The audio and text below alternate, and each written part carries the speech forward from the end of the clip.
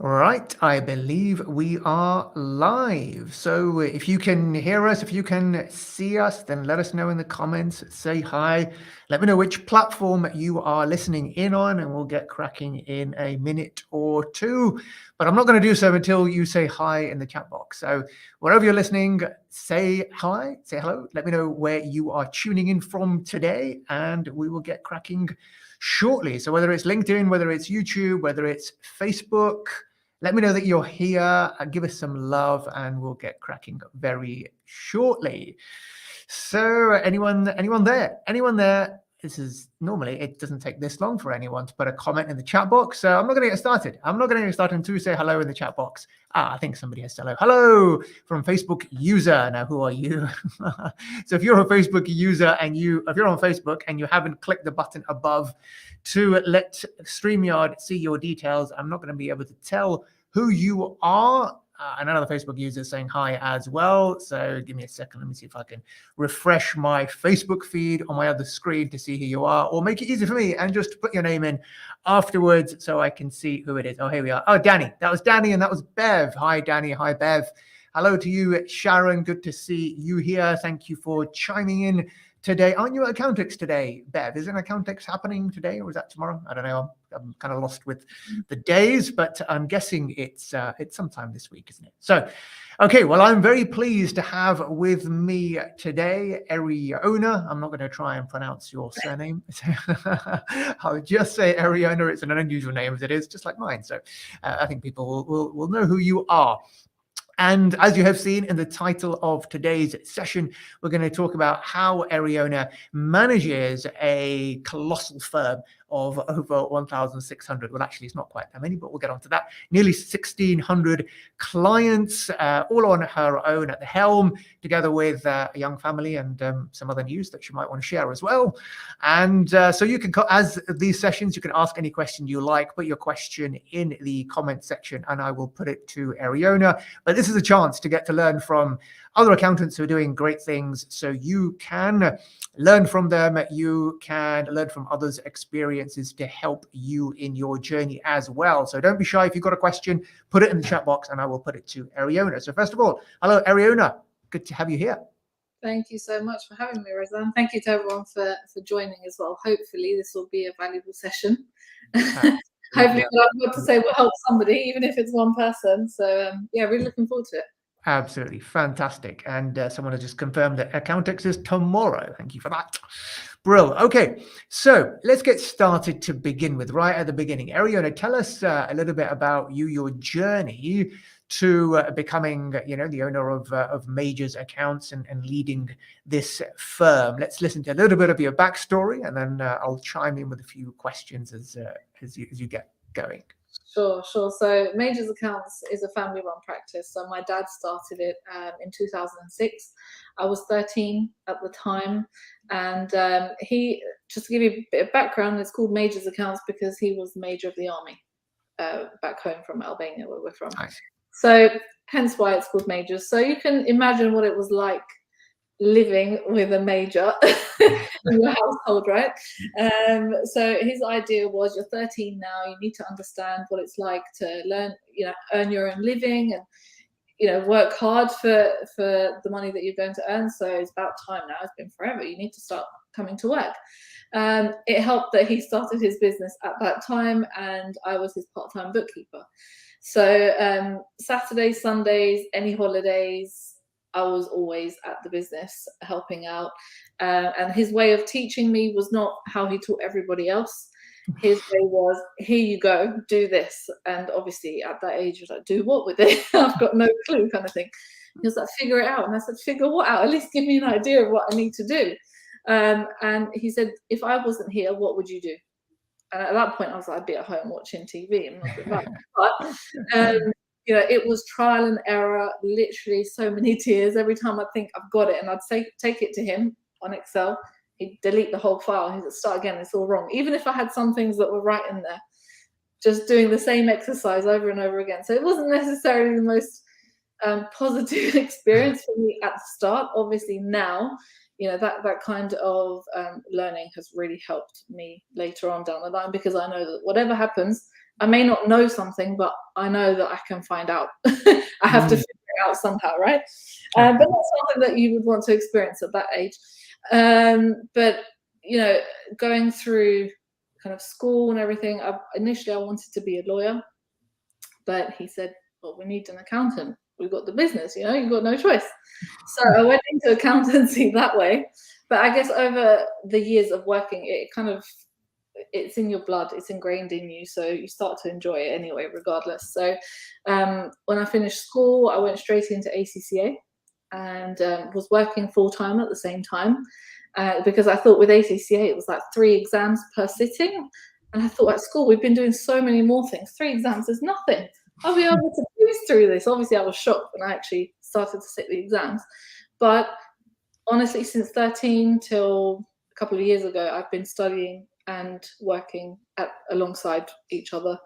And I completed my ACCA exam and did a master's in accounting and finance at the same time whilst finishing my last few exams and working. And then I kind of got my passion for law back, and I did a law degree, but linked with accountancy, so in international banking and finance. And then after that, I was like, what do I do if I'm not studying? All I'm doing is working. What do I do with all this free time?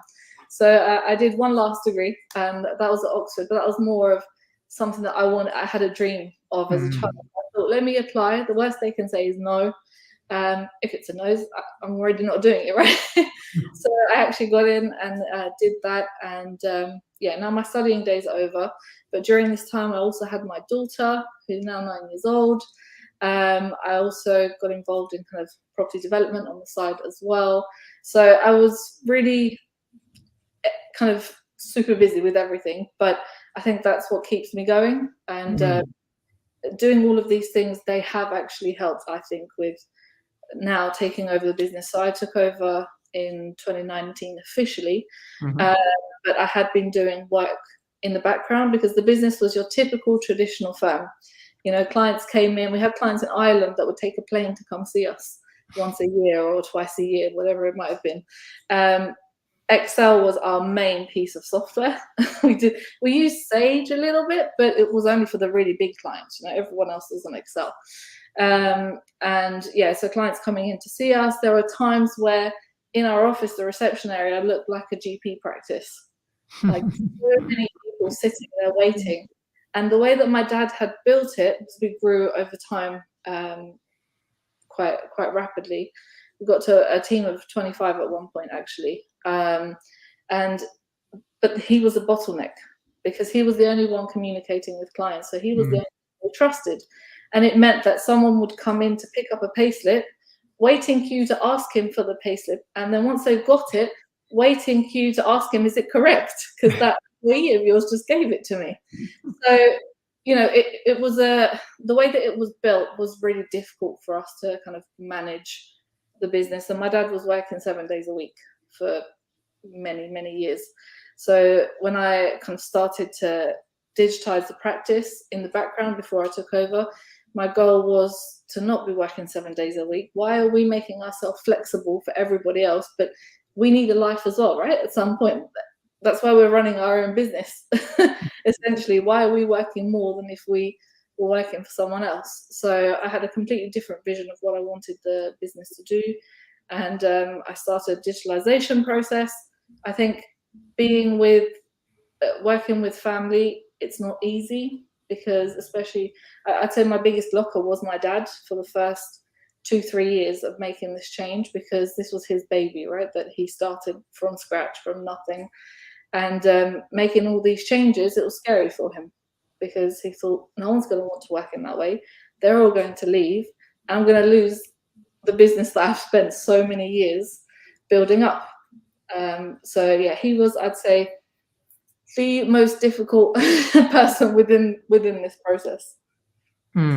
Fantastic. No, great. Thank you. Thank you for that backstory and kind of your journey into getting to kind of the helm of the firm. So now kind of talking in terms of the practical aspect. So you now come in 2019 and you're in charge and you've got all these clients, you with MTD, you've got to digitalize and what does that look like? I mean, if your dad was a bottleneck, presumably going from him to you, now that power has been transferred, how do you go about managing so many clients who just want to speak to you? What was the thought process? How did you actually then transition from, not having to work 7 days a week, 12 hours a day? Yeah, no, absolutely. That was super difficult because everyone was used to speaking to him. Then initially, to get clients used to me being there, because they'd seen me around, right? But it's not a case of I didn't really have that many direct conversations with clients earlier on. So what we did to introduce that is I would be in meetings with my dad, and he would say, she's here because she's taken over, you can speak to her. So, and whilst in that meeting, we'd both have conversations with the clients, so they would start to get more comfortable with me. Slowly, they started to build up that trust with me, so they would speak to me as well. So then we had two people that they could speak to.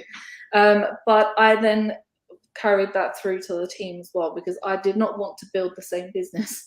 I wanted to make sure that the rest of the team can deal with the clients, and where there are kind of issues or things that need me to get involved, that's where I would need to get involved, not for every little thing. So I would get my team in with me, depending on what we were talking about with the clients, and I'd say, this is the person you need to speak to if you need a payslip, if you need accounts, if you need VATs, whatever it might be. And then when they would come to the office, sit them down at their desk. After they've been introduced to them, you don't need to come and let's sit in my office. Sit down next to them, discuss. I'd probably stay there for about 5-10 minutes just to make sure they're okay. And then after that, that's kind of how they would never really come to see me anymore. And for my dad, he was like, why is no one speaking to me anymore? I was like, that's the whole point. You don't need to be here, because they have people who are dealing with their case day in, day out. They know the relevant questions to ask. We don't need them to translate it to you and then you translate it to the client. So that's kind of how we went about trying to transfer that communication to the whole office. So we wouldn't need to be there 24/7, which then gave us a lot of free time to focus on other things. So not necessarily working in the business, then we moved to working on the business. And this was the first time that we had treated our business as a business. It was always us helping all of our clients with their businesses, but what about our own? We need to focus on how can we make this a lot more efficient and make it work for us. So that was when the digitalization process came in. And to be honest, with the digitalization, it was a very reactive approach to the law that was, we were hearing about. At that point, when we started, I think it was about 2017, when I started to look into it, not many people were talking about it. You'd have maybe a handful of accountants that were digital or saying that they were digital, but the majority were working, I'd say, in a similar kind of way to us, or at least the people that we knew in our network. And when I went to QuickBooks Connect that year, for me, it was an eye-opener, not for MTD, but actually we could completely transform our business to make it work for us, but also help our clients' businesses. And then we could look at more, having structured conversations, because something that we've always done advisory, that just became part and parcel of what we were doing anyway. But it's not something that was distinguished. It was expected within the fee. I want to speak to you whenever I need. Whatever issues I have, I'll come down, we'll discuss them, and yeah, it's fine. But this allowed us to then free up some time to identify things before clients needed them. So then we could call them in and say, we have these suggestions. And it's been great, because for clients, it seems that, well, not it seems, but it is actually that we are taking the time to see what's going on in their business and make possible suggestions and changes. So yeah, that's how I kind of went through the digitalization process. It wasn't it wasn't easy with clients initially. But one thing that I learned was clients don't really they don't mind what you're using, right? They just need the job done, essentially. So we focused on ensuring that internally our processes were tight, our team were comfortable with using them, and that's kind of one of the things that was the most difficult, is our team trying to get them on board, because they would look sideways to other practices and no one else was doing this. So they said, why? everything that we've got in place works right now. We have a successful business. We've got, at that point, we had well over 2,000 clients. And the team was pretty big, everything was working okay, they were doing everything manually, but it felt like we were getting stuff done. So that was the biggest change. And throughout that, I'd say from the journey when we started to now, we have 3 or 4 people left from the original team. So there's a big change in the structure in terms of the people you have, and also you clearly realize that it's not feasible and possible to carry so many clients, and some, I guess, were not kind of willing to make the change, able to make the change, not a right fit for the practice anymore. So I know many practices go through this process where, at the start they take on anyone and everyone, and then because they're friends and family, and they do it for next to nothing, and they soon realize that, oh my God, we've got too many clients and we're not getting paid enough, and now we're working crazy hours for not enough money, and they start to kind of go through that process of repricing, culling clients and things like that. So on that point, what kind of practical things did you do to take your client base from the 2,000 to, what is it, 1,347 that it is today? What are the, as that today? What are the practical things that you did that perhaps others can kind of learn from? Because it's a scary thing, right? Like you said, losing fees is never good. Or never kind of, it doesn't feel good, because you feel that if you reprice and you lose a client, losing income, just kind of having the confidence to do that, and having the confidence to know that, okay, fine, I'm getting rid of this client because it's not a good fit, but I'm making way and making room for a better client with a better fee to come along. So talk us through some of the practical steps you took. Yeah, exactly. You won't find many people that are proud of the fact that they're counting down the numbers of clients, but with us, it's exactly that. We're providing a really good service, if I'm honest. Clients can contact us whenever they like, and we always answer. Especially when you look at nowadays, if you try to call a lawyer or anyone else, they won't answer for weeks, and it's expected. And whereas with us, they could call us 3 times in a day and we're there, kind of thing. So this is not something that you can feasibly carry on with low fees, because our fees are way too low. And at one point, I think we hadn't increased them in like 8 years or so, which is absolutely ridiculous, So, but what kind of started this was we had so many clients and there was just no money coming in. So it was a case of, where do we find out what's going on kind of with our pricing, or are we possibly doing something wrong within the practice? Maybe it's we've got certain clients that are not the right fit, or we should be working in a better way. There is clearly an issue going on. And the first thing I did was I split the company into 3 departments, depending on the type of client industries that we were working on. 2 that were, construction was a big one for us, and then we have some other departments, but one was others that kind of brought everyone else together, which had hospitality, financial services companies, IT, all sorts, all together in one department. Now that department had the most staff in it, the most paperwork, and the most clients, essentially. But we found out that department was generating £10,000 a month loss, which the other 2 departments had to fund, essentially. So there is a huge issue. So it was a case of, if we get rid of that whole department, we'll still be £10,000 better off, right? So we decided, I just thought, let's triple their fees, because these were hospitality, paying us literally peanuts for all of the work that we were doing. And especially at that point where it was all manual. So we're physically typing in these receipts, right? We're using Dexter or anything like that. So we tripled everyone's fees, and I thought, if they leave, we'll still be better off. 5% left. Wow. The others, I was actually intrigued. I said, how come you're staying? I've tripled your fee. I was genuinely interested myself. They said, well, we're really happy with the service. I couldn't determine what price you want to charge me. You told me it's that. So why would I say, no, I want to pay more? At that point, as a revelation, I was like, wow, yeah, this is where we have gone so wrong. We haven't valued ourselves and the work that we are actually doing. So obviously that department had a huge change from that.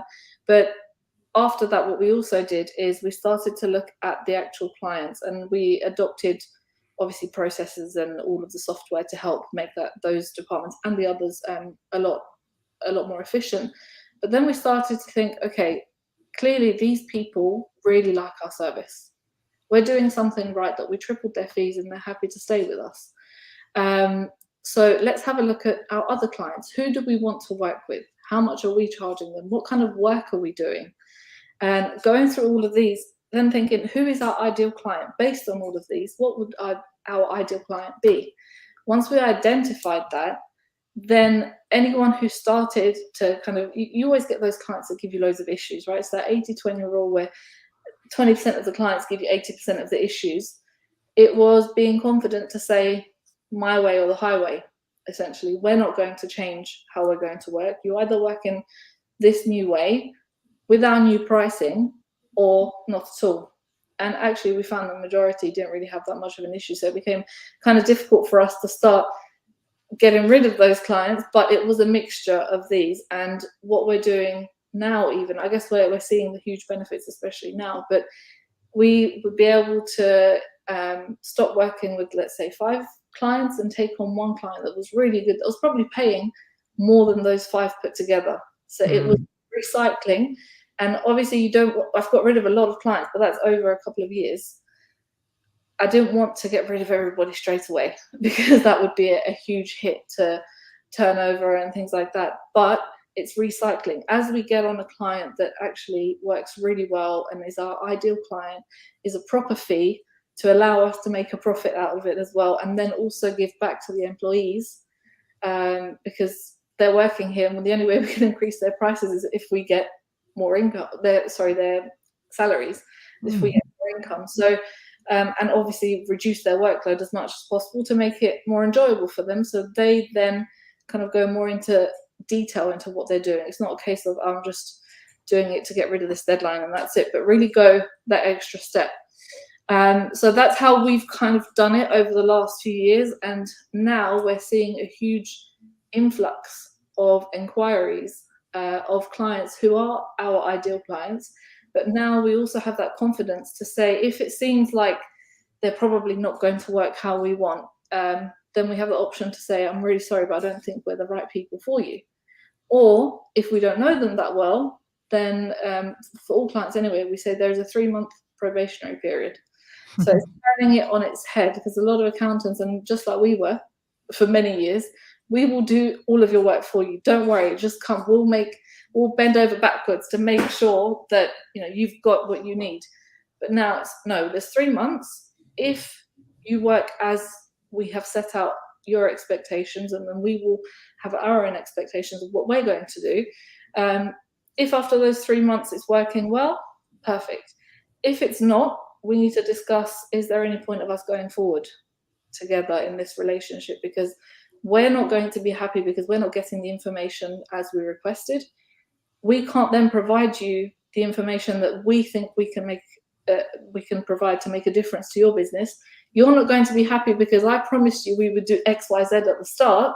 So, neither of us would get anything out of this relationship. So it's better off to not go any further. And I think that this way of speaking to clients has really helped, because no one would really say to you, I don't want your business, right? If they're saying this to you, that means they're confident in what they can provide. So myself as well, I would be intrigued to see, what does this mean? I want to see, how far does this go? What can we do? Is this actually something that, can help me? So that's kind of what we're experiencing right now. And it's great to have that confidence to do this, to speak to new clients and existing clients as well. You have that backing that you know what you're talking about.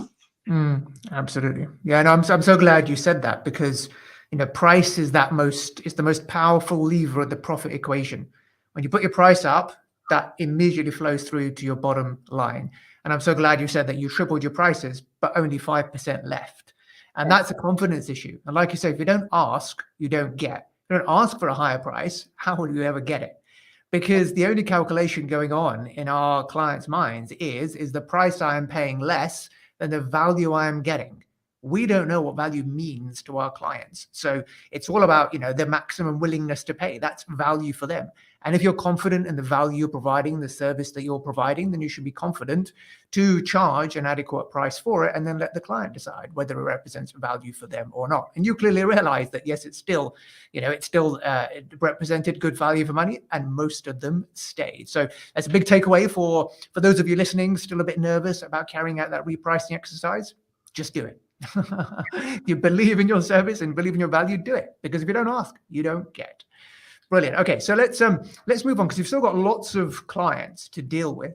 How do you kind of split those clients with the team that you have? So just talk us through kind of numbers of team members that you have, and approximately how many clients each team members deal with, and what kind of structure you've got going on, so that you've transitioned that kind of client communication relationship away from you to your team, and how much of that have you done? Sure. So we've got 19 staff at the moment. When the way that the team take that on was, it's something that I did at the same time as splitting the business into 3 departments, because initially everyone did everything. A job came in, it was, okay, I'll just allocate it to that person because they're free right now, which doesn't necessarily work as well as now we've got those 3 departments. So there are a team that deal with that particular industry. So they've become specialists in that industry. They know it in and out. You don't have a whole team that know a little bit about everything, but not specialists in anything. So now we know if a construction client comes in, I've got to send it to the construction team. There's a head of the team there who's got obviously a lot more experience, and the rest of the team also, so they work on the same department, but they all do everything from A to Z. So they have that experience in not having to wait around for, oh no, I only do VATs. You're going to have to speak to somebody else to do accounts, or speak to somebody else to do payroll. So they will do everything from A to Z. So if a client calls, they're able to speak to them regarding whatever the client queries. And they act as essentially the portfolio manager for a set number of clients. But they've always got that support of their manager if they need any help, and then it comes to me if they can't sort it out. But that's kind of how we're split as a team. And how do you decide numbers wise? So in terms of, is it like a pod of 2 or 3 people, and you decide, well, okay, each pod can handle, I don't know, a few £100,000 of fees, or a number of clients? How do you kind of judge how many clients or how much revenue a certain department can handle? Well, to be honest, each department, it's based on how many clients we have, right? The construction sector, as I mentioned, is a big department for us. So that's the biggest team. So they deal with all of those construction clients. Depending on who can deal with what, it depends on how much information, how much work the client needs. So there is one person that only deals with, let's say, 10 to 15 businesses, but they are massive businesses, and they are the same as, let's say 30, 40 that are a lot smaller. So it depends on how much work each individual client needs. And I guess technically the turnover will be pretty even that way, with a team member that's only got a few, because they're big clients, equates to the same as those who are smaller. So they've got less work to do. They are able to take on more clients. Cool. So is there a kind of, is there a benchmark of like, 3, 4, 5 times the salaries of a department, that's how much revenue they would be managing, ballpark? Or is it just a case of, well, we just give them as much work as they can handle, and when they shout and say we can't handle any more, then we'll take on new stuff? Well, we've already taken on quite a few new stuff, to be honest, recently, but it is at the moment, just whilst we're recycling, because I've still got a lot to go down. Although we have 1,300 clients now, I would like to get that down, a lot more. 300-400 clients less would be great. Right. Which should. Sorry, just to answer that question from Carol on that topic as well then. So is it just a case of you reprice them and just price them out? Or is there another way that some clients you don't even bother repricing, you just want to get rid of? How do you communicate to clients that you don't want to get rid of anymore? So there are the easiest way is repricing, to be honest, saying that we can no longer service you at this price. If you would like to stay with us, this is your new fee, and on top of that, you need to make sure that you are working with all of these apps in a digital way. We won't accept anything any other way. For some clients, that's just too much in one go. They can't handle all of that, so they'll just say, no, I'll find somebody else, which is great. Those that want to stay, then that gives us the opportunity to take on more staff to service them, because they're going to be a lot more profitable, so we can afford to do that, so we can spread out some of that workload.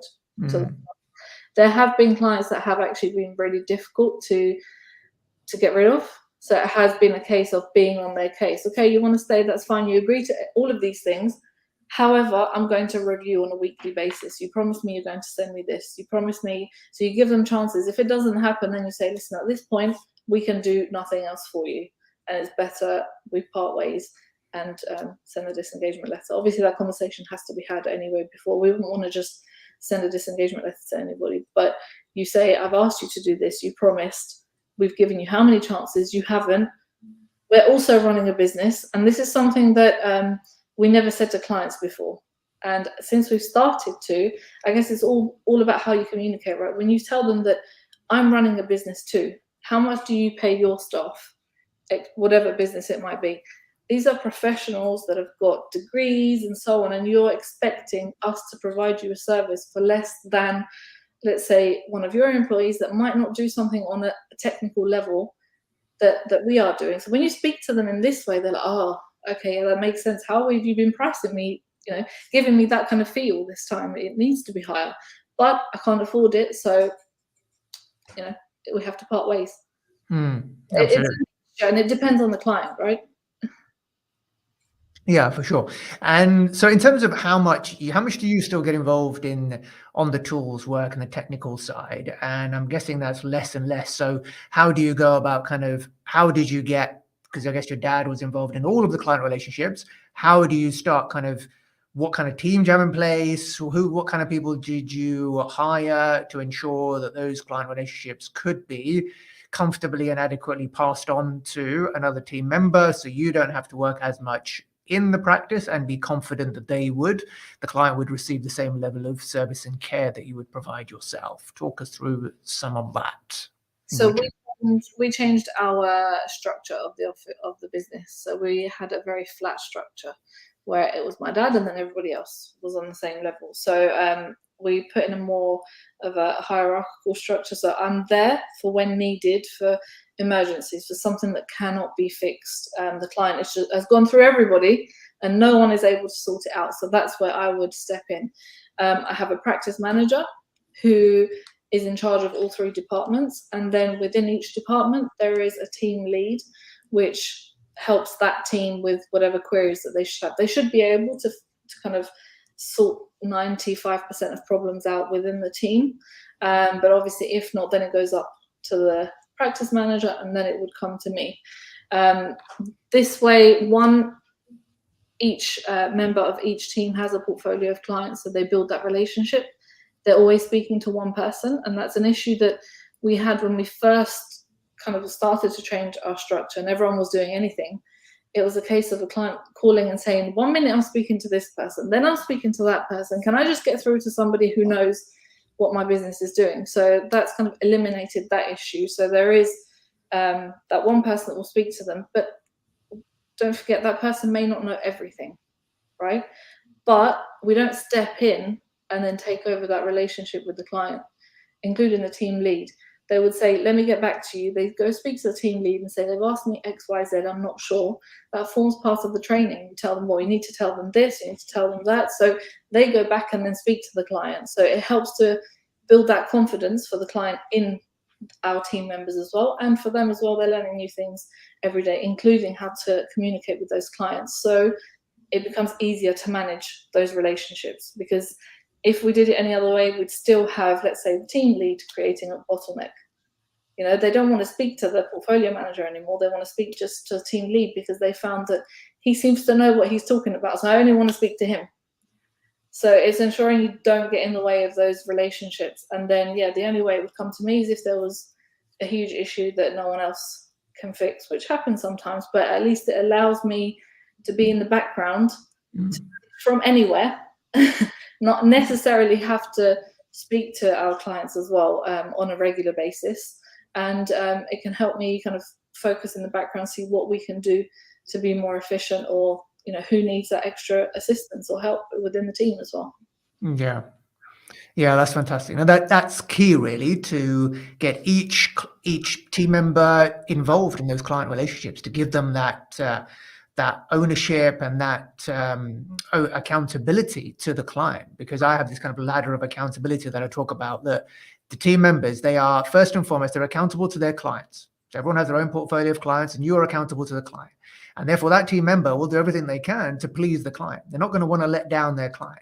And when you give them that ownership, it makes them more engaged, they're more fulfilled in what they are doing. And if there's anything that's outside of their skill set, then yes, then we have other people in the team that can go and ask. But like you say, they then go back to the client with the answers. So the client gets, a good service, because as you say, clients don't want to be passed from pillar to post. They want one contact, and that's really important for clients in terms of that stability and feeling like somebody understands them and they can get through to them when they need them. So fantastic that you've got that kind of setup as well. So we're out of time now, Eriona. It's just flown by today, this conversation. Lots of good things shared. So what's just to end with, what do you think the future holds for you? What's your plan in the next 5 years or so? You're still young family, and young at heart, and lots of ideas, I'm sure. What do you feel the next 5 years holds for you in Majors Accounts? To be honest, my goal is to step away from the business. This is not something that I see myself doing on a daily basis. I'd like to build something that can run itself without me having to be there. I'd like in the next 2 years for it to allow me to, let's say, have meetings once a week with the practice manager, just so if they need that support from me, or extra knowledge, or training, whatever it might be, help them provide solutions for what's going on. I'm there, but get to a point where I don't need to be there. My dad, definitely not. I've spent the last few years, he's gone from 7 days a week to 2 days a week. And even those 2 days, he's like, I'm not sure what to do. I don't have many people to speak to, because he's like, I don't see anyone. All the work is being done and I'm not speaking to anyone. What's going on? This is so different, He said sometimes he thinks that where is the business, because he can't physically see it, because so much of it is done online. So yeah, for him in the next year or so, or maybe after a year, because I'm currently heavily pregnant and due to have a baby in less than a couple of months now. So I might need him there for a couple of days just to help out whilst I'm going to be away for a little bit. But yeah, after that, it will be me as well. I don't want to work more than a day a week in this particular business. And then maybe sell. Yeah, brilliant. Option. Exciting times. Well, you're certainly on the right tracks, and and wishing you all the best with the little one, and hope all goes well on that front. But thank you so much for being a guest on today's live. Really appreciate your time. Thank you everyone for watching today, and if you've got any other questions, comments, put them down below, and hopefully if Eriona is about, she will get back to you. Otherwise, if you've enjoyed it, give us a thumbs up depending on where you are watching, and I'll catch you on the next episode. Take care everyone, and bye for now.